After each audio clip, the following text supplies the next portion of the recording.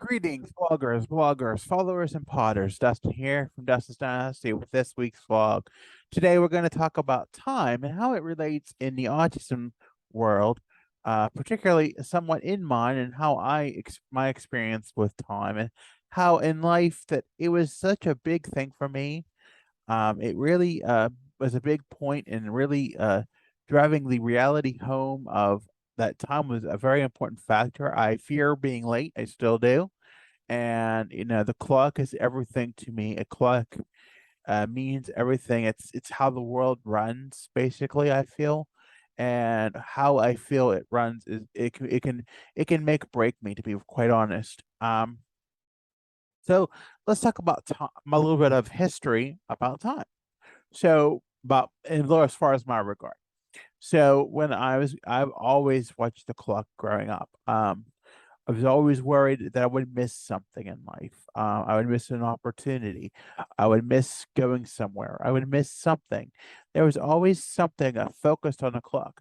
And then there was always the trauma of being put in timeouts. And while, that was years ago in the dark ages of autism, we don't, you know, that having the focus on that clock to see how long you had to sit in a place.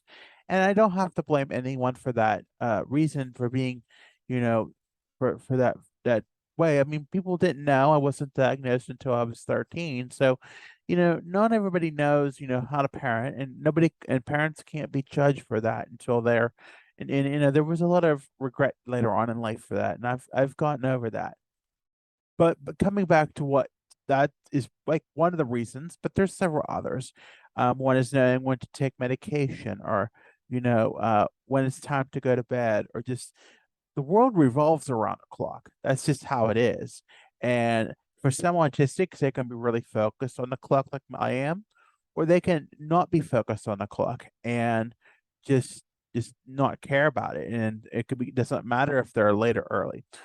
When those personalities counteract, whether autistic, neurotypical, or neurodivergent, it can be difficult. It is. I have some professionals who struggle with being on time. I have some coworkers, everybody has different struggles with time, regardless of who it is in my relationship with them in my life. There are people who I work with and not work with professionally, employment, all factors of life that have it is not set. And when that time is, and that is something I do struggle with time being set. If it says 7 o'clock, it's got to be 7 o'clock. But I really struggled with it really bad years ago. I was not as patient as I was. I am more patient now than I was for decades. Decades ago, when I was a child, it was a very meltdownish kind of thing where I was just if it didn't happen at said time, it was a full blown meltdown. And again, not having the autism diagnosis at that time kind of showed flags to why that was the case. But now I'm more accepting that if things just don't go the way, you can't just function by the clock. You have to function by the way the world goes. And it can be hard for some to understand, especially those that are really connected to the clock. And I don't know how to explain that patience part of it. It may be being occupied with a device or something to ingrain yourself in the brain of keeping yourself busy so that you're focused on something other than what that focus is. You can't get it. It can cause if you don't keep that focus on something other than the clock. And I try not to focus on the clock when something is not occurring at the prescribed time, the quoted or prescribed time. Then it can be difficult and it can be challenging to understand. It can cause a sense of rage and anger because it didn't happen the way you thought it should. And that could be that it is challenging, but I'm doing better with it and accepting that things just don't go the way that we think we do. People cancel things life. There's part of life. There's many things in life that we just don't, get and understand.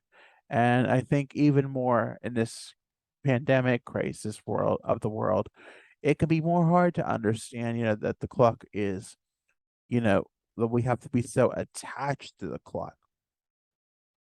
Now, as far as routines, that can still be a struggle for me.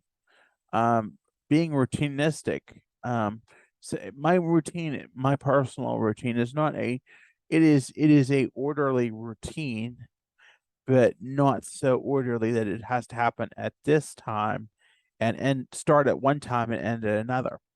It's a flowing routine, I call it, and it's basically following a list of things I need to do to get done in the day. Particularly, I have a morning routine and kind of like an evening routine. And, that can, having those routines and differentiating, and sometimes things don't go the same way as they do every day. We can't count on the newspaper being there at the same time every day, whether we get it online or in person. It's not going to be at the store at that where you want it at the same time every day. As proved this morning, it's not going to be there at 7:17 like you think it is. It could be early, it could be late. It's whenever the paper is published, it's posted online, and you can read it.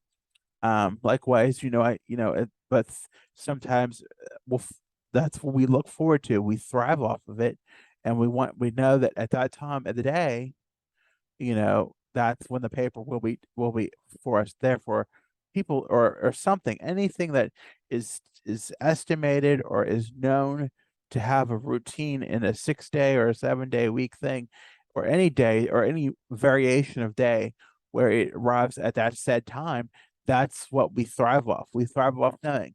And that's just one example. I mean, the paper, I know that the one paper comes in the inbox at 4, one comes at 6, and one comes at 7:17 on average. I've now noticed it, and I've been looking just for this vlog post, but I've been seeing that it comes at 7:06 sometimes, and sometimes as late as 7:26 or even 8 o'clock. So, it just varies. So that's where your patience and your locus of control, understanding that you can't rely on certain things to be there at the said time. Now there are some things that are said. In most cases, we've seen that, not in recent weeks, but with everything going on in the world, and it's a scary world. And I do try to limit news media, but I've been in places where news media has been playing, and I see where we have things that we count on, such as TV shows or programs, and the especially on the national networks where the news is where it is interrupted with news reports, special reports, weather emergencies, you name it. We've had some weather emergencies today. So, things, in the routine can change and the time can change. For example, today we had a severe thunderstorm warning. It was a very hot day here in Pennsylvania. We're prone to summer storms like that. The heat index was close to 100, didn't hit 100, but I know my friends in the UK have had some storm issues, so I had some heat issues, and we've not been victim. We've been victim to those as well. But that being said, I knew to go out this morning because I knew there was a chance that storms would happen. And and again, I kind of had an inkling that it was going to happen, or about an hour before it did, because I listened to weather radio as a way of getting my weather forecast, and I found out that they were to the west of us. And now, lo and behold, about an hour later, we got the warning, and it said it was going to end at 3:45. Well, at 3:40, I got a warning, and I have a county alert, and I got a call at 3:05 saying it was going to be over 3:45. Then I got a call at 3:45 saying it was going to be 4:15. So again, I think 4:15 or 4:30. Don't quote me on the time, but you see, things we can't guarantee that time. We look at that clock, we focus on that clock. We don't see that. We focus too much on the clock, and then it puts us we it's like a hyper focus, and we just ground ourselves in that clock, and it's not healthy. I mean, we can ground ourselves on other things, and I do work with grounding. When that I've been saying that in part of meditation and part of my blog post last week. But, I think, as far as grounding yourself to the clock is a very unhealthy thing, because it's just not. Now, there's times I have struggled with, balancing what I want to do and balancing free time with time of things I may want to do, or have a schedule of something I want to do, or knowing when, something like laundry is going to be done, or, just trying to balance that schedule can be difficult at times. But it's just, you just got to work with what works with you. I mean, having a list is what helps me. I know what I have to do. I also keep a maintenance list because I know I have to do certain things that must be done every day, or it could be helpful, or I have to acknowledge they're done. That kind of helps. I just think that's one thing, and some other things I struggle with as far as time goes is knowing when it's time to shut down for the day. I think we're instilled, as a young age, and I think it's in many of us, not so much now, but like decades when I was growing up, 2 or 3, maybe 3 decades ago. Boy, I'm speaking really, really deep there. But when we were told this is your bedtime, and that kind of, I think that kind of and that could be another tape, maybe it will be in the future, but that not okay parent child mind comes in play when you say, okay, well, my bed, if my bedtime, I have to go to bed at this time, and then I have to take my medicine at this time. There's times you don't want to take it, and it's not a healthy thing, and I don't encourage anybody to do that. Please follow your medication regimen. It's very important. I do struggle with it, but I'm doing better, and I'm I think 4 days now. So I did have a to report. I did have a little mishap over the week. Just I fell asleep, but now I know why I have to do it. I know that's just a behavioral pattern, and it causes that, but the time plays into that. It's a pattern that I suck myself into mentally. It may not be from that, but it's from that not okay parent child feeling, and then when it comes to the time of taking the medicine, that's when I really struggle, because I know it's like, oh, you're a little kid, you got to go to bed. So that's one little struggle of that. But I mean, it's all what works for you. It's all part of adulting. I know I'm in my 30s. I know I have to, it's part of life. You're being an adult. Everybody takes medicine. It's well, not everybody, but people, that rely on it, take it, and it should be practiced and adhered to and follow the regimen. It's part of what makes a quality of life a quality of life. So yes, that's what I wanted to say about time. I mean, it's not specifically, it's just not healthy to look and be constant about it, but it's also good to have some flexibility in it as well. So with that being said, I want to thank you for listening today. Be sure to like this video if you enjoyed it. Be sure to tap that notification bell if you want to hear more content. You can always send me a message on my channels if you want to hear some content, maybe from my head in the archives, and see what we can pull. Maybe I do have a lot of knowledge. I have, a great vast knowledge of experience, so we can share lots of things. You can make sure to follow me on Facebook, Instagram, and Twitter at Dustin's Dynasty, on Pinterest and TikTok at Dustin's Dynasty ASD, on the web at dustinsdynastyusa.com.